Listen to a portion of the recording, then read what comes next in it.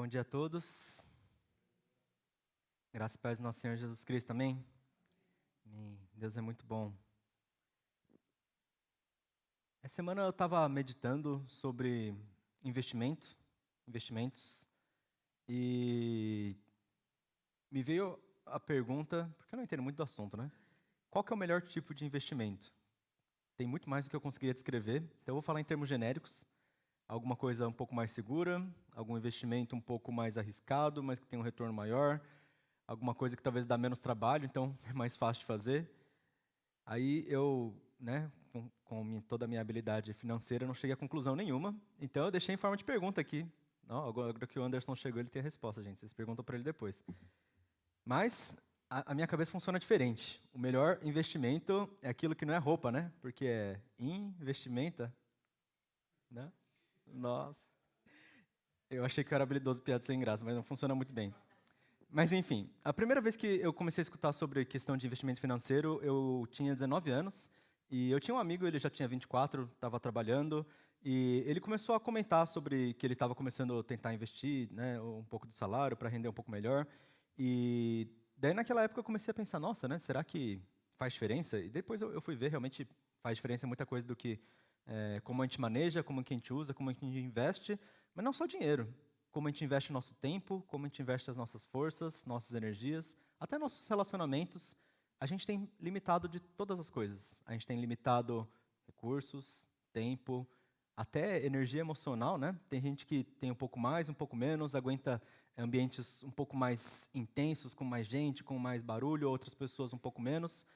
Mas a gente tem que o tempo todo fazer decisões de como a gente vai gastar as coisas que a gente tem em nossas mãos.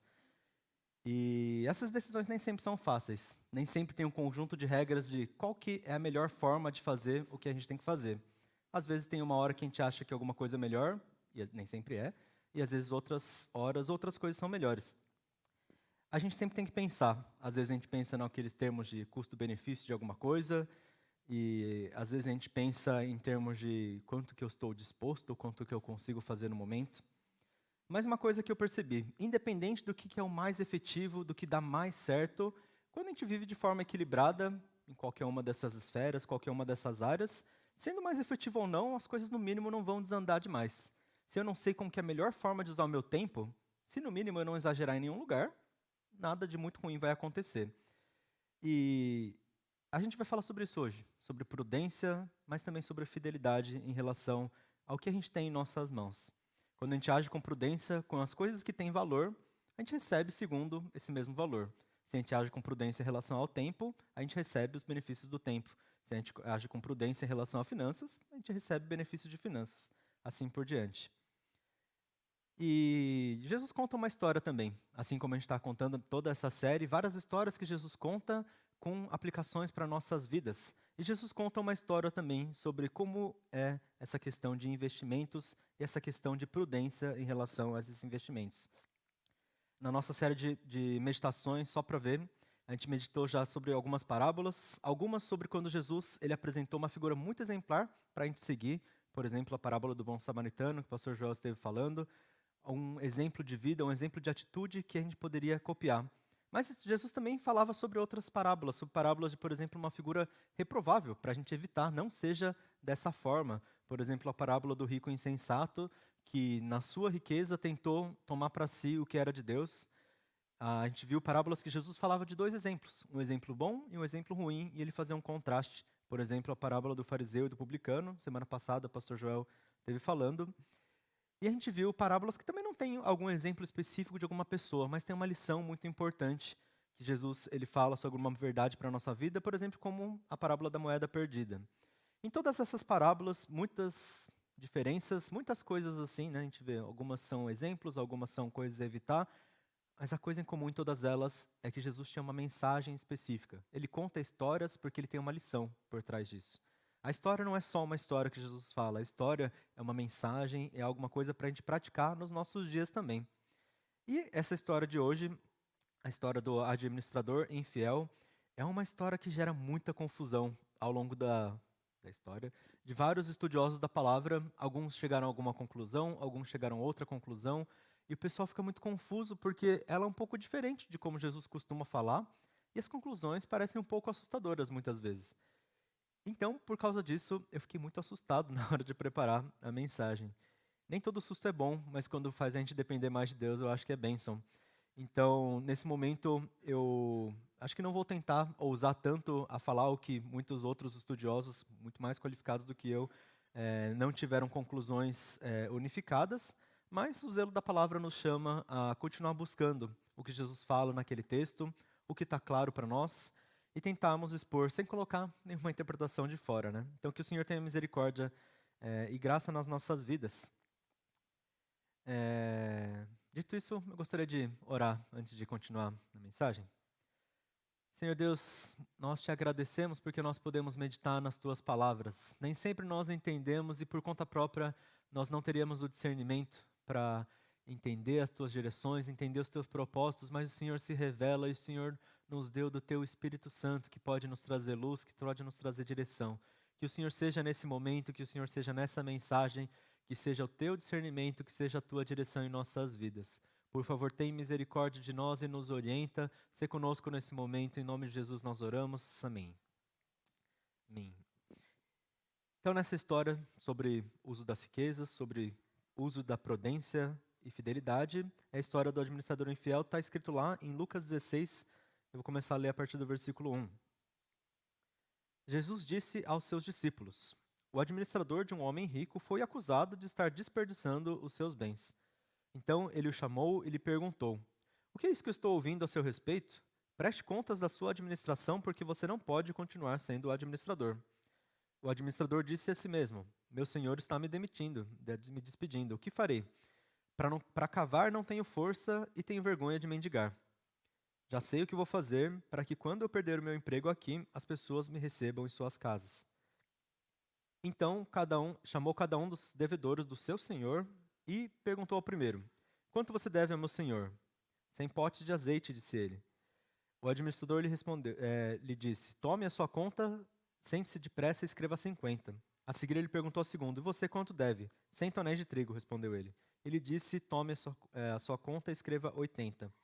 O senhor elogiou o administrador desonesto, porque agiu astutamente, pois os filhos desse mundo são mais astutos no trato uns com os outros do que os filhos da luz. Vamos ver o que acontece nessa história. Não tão curta, então vamos ver passo a passo. Jesus começa falando de um contexto. É uma história sobre um administrador que ele foi acusado, ele foi confrontado e ele foi demitido pelo seu senhor.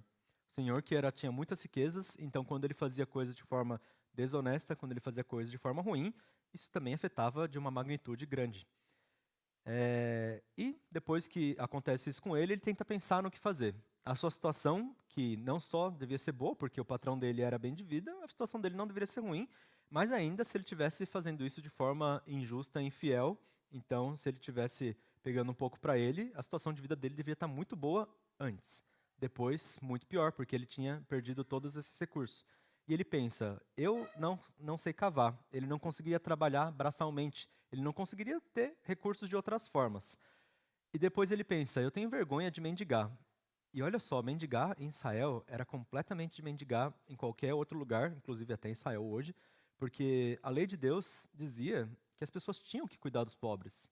Então Israel não tinha miserável, tinha pobres, as pessoas que dependiam de esmolas, mas eles tinham leis de os pobres poderiam simplesmente ir na plantação de outros e colher o que eles precisavam para comer e se alimentar naquele dia.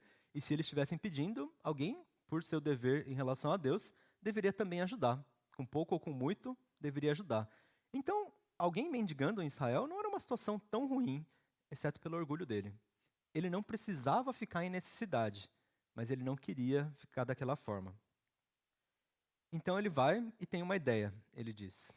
Ele pensa no que fazer e ele resolve visar o favor das pessoas em vez dos recursos. Em vez de tentar conseguir poucos recursos trabalhando braçalmente, que ele não tinha qualificações, ou em vez de conseguir poucos recursos mendigando, que ele conseguiria, mas pouco, ele resolve ignorar os recursos. Ele faz o que ele faz lá, né, ele tenta reescrever as dívidas dos devedores para depois conseguir favores. Então ele faz uma troca de moedas, né? Que nem a gente troca às vezes de real para outros, dependendo do país que você vai, para dólar, para ien ou para qualquer coisa. Ele faz uma troca. Uma moeda financeira, ele transforma uma moeda de favores. E ele faz isso reescrevendo as dívidas. Ele não usa nem a sua moeda, ele usa o dinheiro do seu senhor para fazer isso, algo desonesto, por isso ele é dito infiel. E por fim, a gente vê uma coisa esquisita. O senhor, o patrão desse administrador, ele elogia o administrador por sua astúcia. Astúcia aqui é uma palavra que parece um pouco enganadora, né? Uma pessoa astuta, meio fazendo de alguma coisa ruim, mas a palavra é uma palavra neutra, a palavra é a mesma palavra que usa para prudência. É a mesma palavra que a gente vê lá, Jesus falando depois sobre, depois não, antes, né? Jesus conta a parábola da casa na rocha, ele também fala sobre uma pessoa prudente. Aqui é interessante porque isso não é uma situação real, isso é uma história que Jesus contou. Talvez Jesus se inspirou em alguma coisa, mas quando alguém conta uma história, ninguém consegue contar uma realidade. Mesmo que eu conte para alguém o que aconteceu no culto de hoje, sei lá, os bons dias que a gente deu, eu vou contar de um jeito e a pessoa que eu cumprimentei vai contar de outro, porque nós somos pessoas diferentes. E não só isso, às vezes a gente tem um motivo diferente. Se eu for contar hoje de manhã, eu tropecei em alguma coisa, e eu quero contar porque eu me machuquei, eu vou focar nessa parte. E se eu for contar que eu me atrasei, eu vou focar em outra coisa. A mensagem que a gente diz faz diferença em relação à história que a gente conta. E quando Jesus conta essa história, ele não está contando alguma coisa necessariamente plausível, que aconteceria com muita facilidade, alguém ser roubado e elogiar o ladrão, né? Isso talvez não fosse uma situação comum, mas isso chama atenção. Quando alguém escuta algo que é esquisito, você presta mais atenção. Por que será que o Senhor elogiou esse administrador, por mais que ele tivesse roubado desse senhor? A gente vê sobre essa questão da astúcia, que é uma palavra que descreve, que nem eu comentei, prudência, uma palavra que descreve sabedoria, a ideia de uma pessoa saber o que tem que fazer para lhe dar bons resultados. Ou seja, a gente poderia dizer que esse administrador era um bom investidor.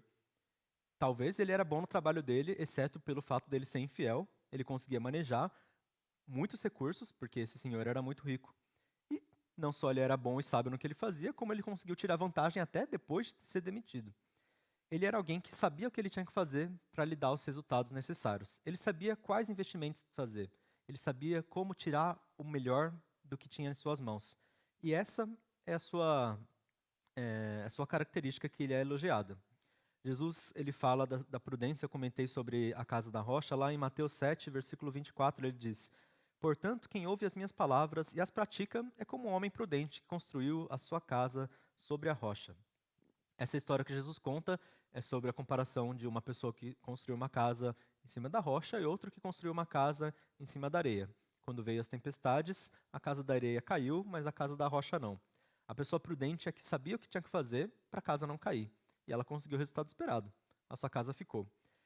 E a mensagem que Jesus diz é: a pessoa que é prudente, no caso da casa, ela soube o que fazer para a casa não cair. Mas a pessoa que é prudente na minha história, quando eu ensino, é a pessoa que pratica o que eu ensino. Essa é a mensagem que Jesus disse naquele momento. Agora, a mensagem que Jesus fala na história do administrador, qual será que é? Ele fala que o administrador ele foi infiel com os recursos do seu senhor, mas ele foi prudente ao escolher um investimento que traria os melhores resultados para ele. Ele tinha três opções. Ele podia trabalhar com seu braço, com poucas qualificações, talvez não receber quase nada, ou talvez não receber nada.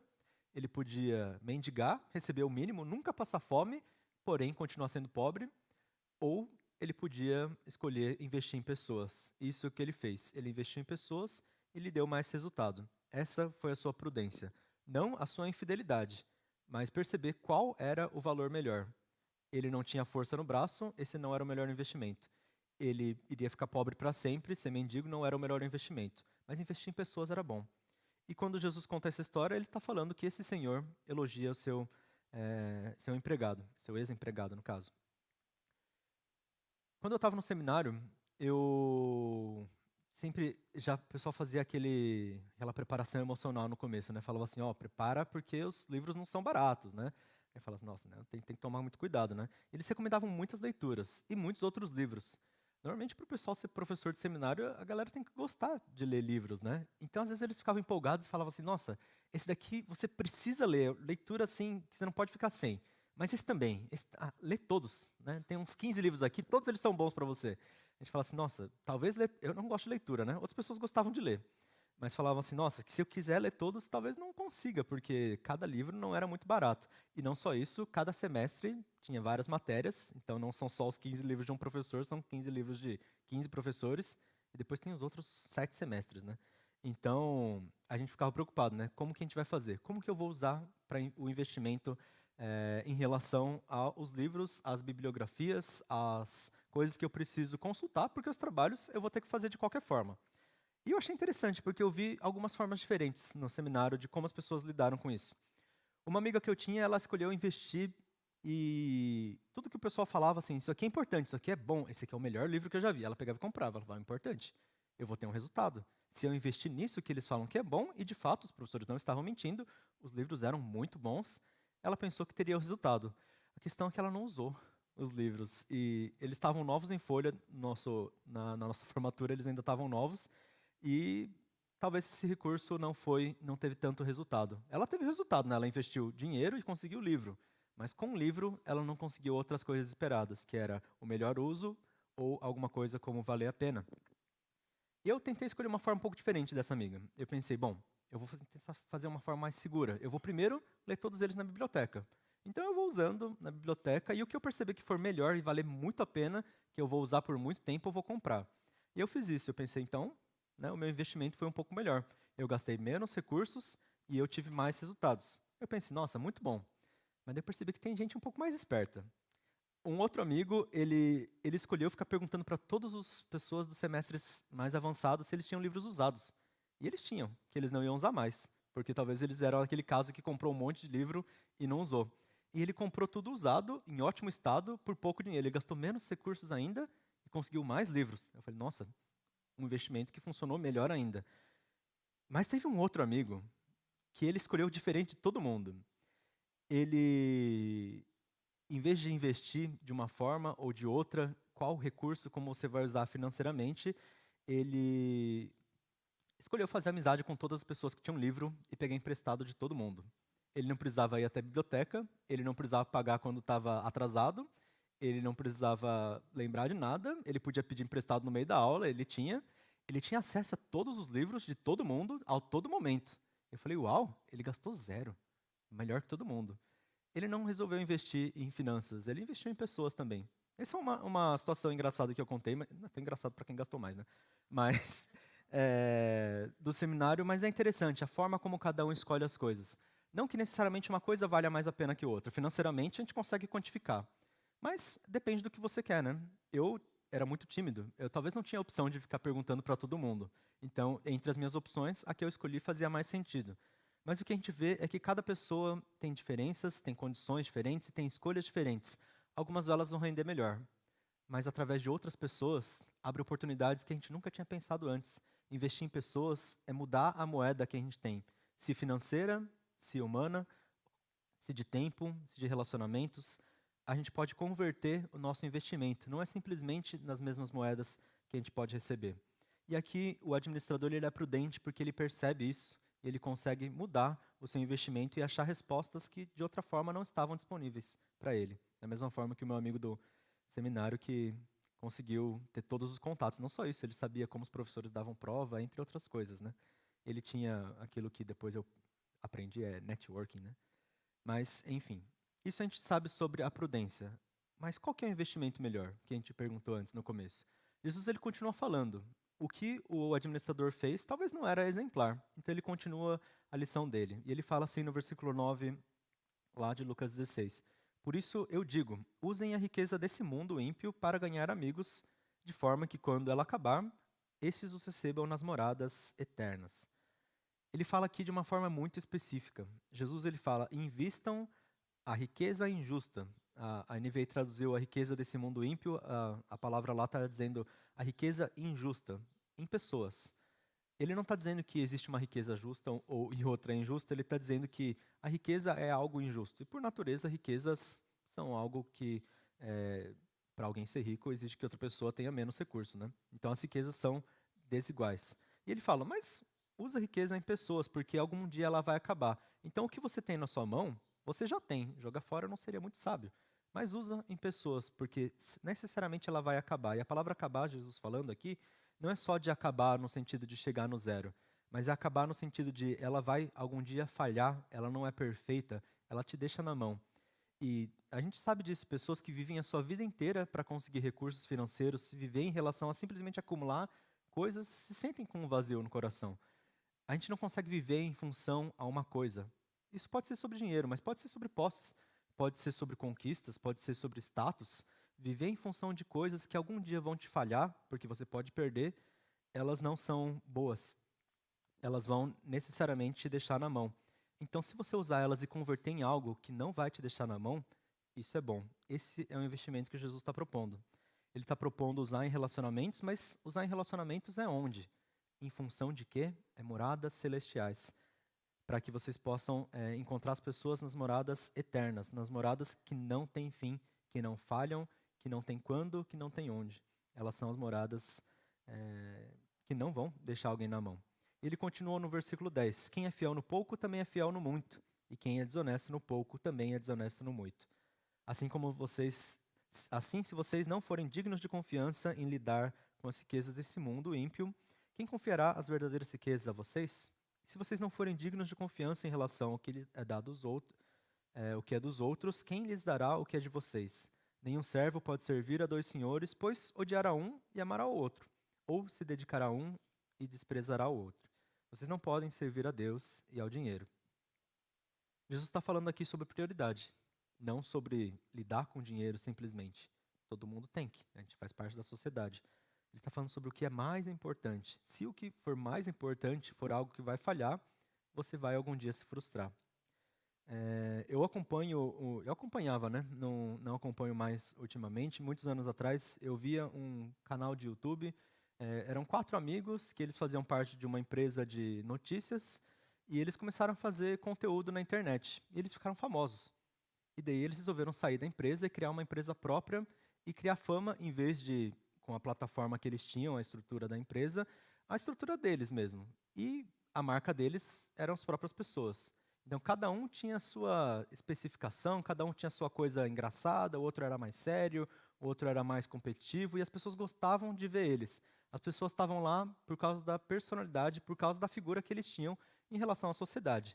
Eles escolheram investir a vida deles na figura que eles tinham em relação ao mundo. E um desses 4 amigos, a figura dele que ele escolheu é: eu sou o homem de família, que é casado, que gosta dos valores familiares, que fez uma boa faculdade, que é uma pessoa com uma boa ética, que sempre fala da esposa o tempo todo porque ele ama a esposa dele. E a marca dele virou essa. A piada dele, quando alguém encontrava ele na rua, falava assim: ah, você vai falar da sua esposa? Porque era engraçado, ele só falava sobre esse assunto. E eu não conhecia mais, né? Passou muitos anos que eu não ouvia falar deles. E daí depois, recentemente, eu vi que veio uma notícia. Ele foi demitido da empresa, que eles estavam lá junto com os 4 amigos. Ele era um dos fundadores da empresa. Mas ele foi demitido porque ele teve um caso extraconjugal com uma das funcionárias. Isso ia contra os valores da empresa, eles tiraram ele. Mas isso é simplesmente em relação à empresa deles. Ele não tem mais condição de trabalhar hoje porque a marca que ele fez em relação ao mundo era que ele era um homem de família. E essa marca foi perdida, a sua reputação. Como ele colocou tudo que ele tinha, seus investimentos em relação à sua reputação, e a reputação dele falhou, agora ele não consegue nem começar algo novo. Ele perdeu todas as suas oportunidades. E é dessa forma que a gente vê em relação a focar em primeiro lugar em alguma coisa. A gente está imerso no mundo, e o mundo a gente tem que lidar com dinheiro, com tempo, com relacionamentos, com todas as outras coisas que a gente vai investir e fazer escolhas. Mas se a gente fizer essas escolhas em função de Deus, aí a gente vai construir a vida em algo que não vai nos falhar. Jesus ele explica sobre esses versículos dizendo que a fidelidade não é um princípio de quanto, mas é um princípio de que você vai ser fiel. É um princípio sobre se você vai ser fiel ou se você não vai ser fiel. Não é quanto que eu sou fiel que isso é importante, mas é se eu sou fiel, no caso a Deus. E ele nos alerta, se você não for fiel em relação ao uso das riquezas injustas, das riquezas, então vocês não vão receber em outra moeda, que é a moeda da verdade. É o que ele fala. E a gente vê lá na palavra de Deus que a verdade é o próprio Jesus. Jesus é o caminho, a verdade e a vida. Jesus é a salvação. Se você não lidar de uma forma prudente, se você não lidar com responsabilidade em suas coisas aqui, como você vai poder ter algo que é melhor ainda, você vai poder converter? Ele fala que se você não for confiável com algo que é dos outros, você não vai ter o que é de vocês. O administrador ele não foi fiel nas coisas do Senhor e, de forma última, ele foi demitido. Se nós não formos fiéis com a nossa vida que a gente vive hoje, a gente também não vai receber da verdade na eternidade. A gente precisa usar com responsabilidade as coisas que a gente tem, lembrando que elas não são a nossa prioridade, que elas não são as coisas mais importantes. Jesus, ele fala para a gente ser diferente de um administrador infiel. Ele fala sobre fidelidade. Ele fala lá no versículo 42 e 43 do capítulo 12 de Lucas: quem é, pois, o administrador fiel e sensato, a quem o Senhor encarrega dos seus servos para lhes dar a porção de alimento no tempo devido? Feliz o servo, quem o Senhor encontrar fazendo assim quando ele voltar. Jesus está falando agora sobre a sua volta. E ele está se comparando ao Senhor que está ausente, mas quando ele volta, o servo que se manteve responsável, mesmo sem o Senhor para avaliar ele, na ausência do Senhor, se manteve responsável. Quando o Senhor voltar, ele vai voltar desavisado. Aquele que for responsável e estiver lidando bem, é muito feliz, fez a coisa certa. E no caso aqui ele está falando sobre o retorno dele mesmo. Mas na parábola que a gente leu, a gente pode aplicar da mesma forma. Sobre fidelidade. A gente está imerso em muitas coisas.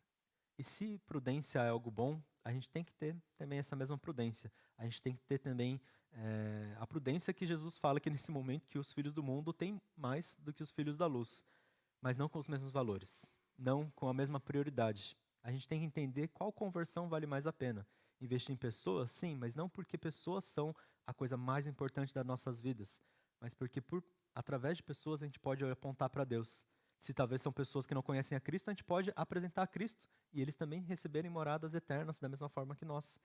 Se for alguém que já está na comunidade de Cristo, a gente pode viver em edificação, a gente pode viver em comunhão com nosso corpo. A gente não precisa viver simplesmente preso às coisas que a gente está ao nosso redor. A gente pode investir em coisas que valem muito mais também, com os recursos que a gente tem. Feliz é aquele que, quando o Senhor voltar, estiver vivendo fiel. Que a gente possa viver nessa fidelidade para receber da eternidade de Deus. Então vamos voltar à pergunta que eu comecei na mensagem. Qual que será que é o melhor investimento que a gente pode fazer? O melhor investimento, ele talvez não seja aquilo que vai dar mais resultados garantidos, talvez ele não vai ser a coisa que vai ter mais ou menos riscos, talvez ele não vai ser a coisa mais ou fácil ou difícil de fazer, mas ele é a coisa que vai dar uma resposta de verdade. Ele é um investimento que, quando a gente investir e a gente converter, vai ter resultado de Deus. Seja como a gente for usar, qual decisão a gente tiver que tomar em relação a finanças, em relação a tempo, energia, relacionamentos que a gente vai investir, gastar mais tempo ou menos tempo. Como a gente viver a nossa vida, se for em função de Deus, se for em função da eternidade, ela vai valer a pena. Mas a gente tem que tomar cuidado, porque nem sempre o melhor negócio é o melhor negócio. Outro dia eu estava conversando com o Daniel sobre óleo de gergelim. Eu gosto muito de óleo de gergelim. Só que o óleo de gergelim, quando você compra no potinho pequeno, ele é mais barato que o pote grande, mas cada ml é muito caro. Aí se você comprar do pote maior, ele sai mais barato no final das contas. Eu pensei, bom, eu uso bastante, eu vou comprar o pote grande. Eu falei, bom, vale mais a pena. Daí ele falou assim, mas se você comprar o pote grande, você vai gastar mais no final, e daí você vai ter gastado mais dinheiro à toa, né? Porque você vai achar que você tem muito, você vai gastar à toa, e vai ser assim. Eu falei, não, mas não tem acontecido comigo, não se preocupa. Eu só não falei para ele que só não acontece mais hoje, porque eu tive que aprender a lição do jeito difícil, né? Aconteceu muito antes. Aí agora eu tomo mais cuidado, porque toda vez que eu comprava alguma coisa grande, eu usava mais do que eu precisava, né? Às vezes a gente percebe que o melhor negócio é alguma coisa que chama muita atenção. E hoje o mundo usa bastante isso contra a gente, inclusive, né? Principalmente em relação a compras, né? Fala, nossa, isso daqui vale muito mais a pena. E daí você pega e faz, só que no final te custou algo que você não precisaria ter feito. No caso do óleo de gergelim, se o autocontrole falhar, então o melhor negócio vai ser negativo. Em relação à vida também. Às vezes a gente acha que alguma coisa é uma decisão boa. Fala, eu vou gastar meu dinheiro nisso, porque isso daqui vai ser bom. Eu vou gastar meu tempo fazendo isso. Ah, um projeto pessoal que eu acho muito bom. Ah, minha reputação é muito importante.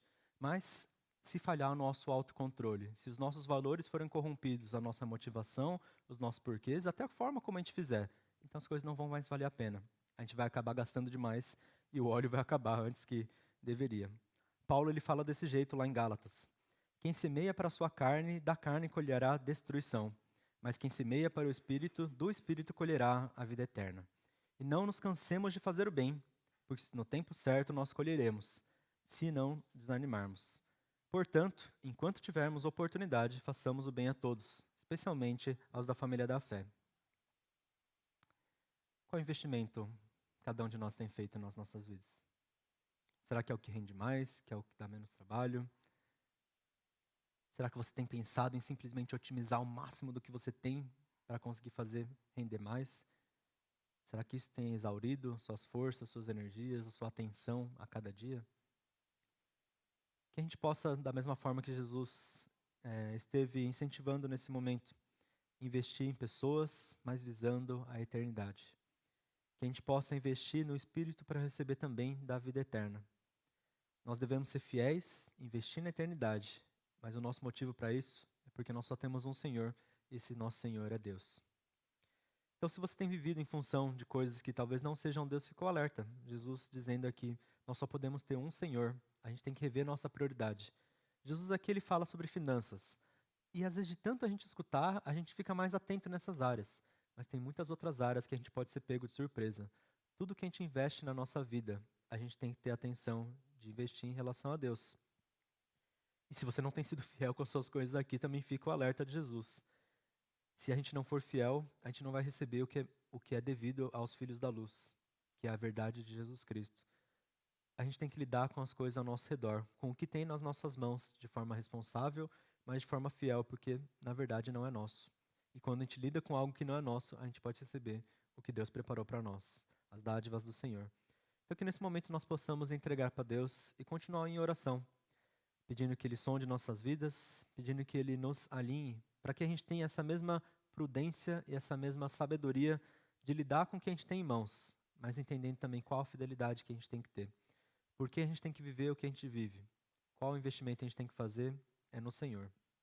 E se tem alguém que não conhece a Cristo, que tem escutado essa mensagem e se depara com tudo ao seu redor como se fosse só uma armadilha de coisas para fazer você gastar do melhor, para você gastar a pena, valer a pena, e no final esse ciclo simplesmente termina em vazio. Então fica o convite também para escolher a Jesus, não apenas em relacionamentos, mas em relacionamentos que são cheios de vida eterna. Que a gente possa orar então nesse momento, não só pedindo que Deus sonde nossos corações, mas também orar pela Igreja de Cristo, orar para aqueles que precisam escutar da sua palavra, que a gente possa também gastar mais tempo com pessoas, fazendo bem a todos, mas olhando para a eternidade de Deus. Vamos orar?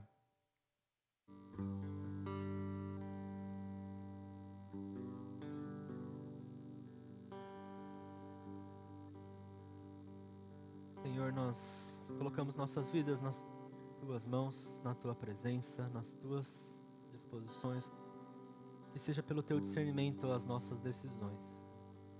Que na nossa vida que nós estamos imersos em tantas coisas e a gente gasta tanto tempo tentando tomar decisões melhores, tentando fazer investimentos que valem mais a pena, que a gente possa ter sobriedade de entender que o que vale a pena é a vida pelo Senhor.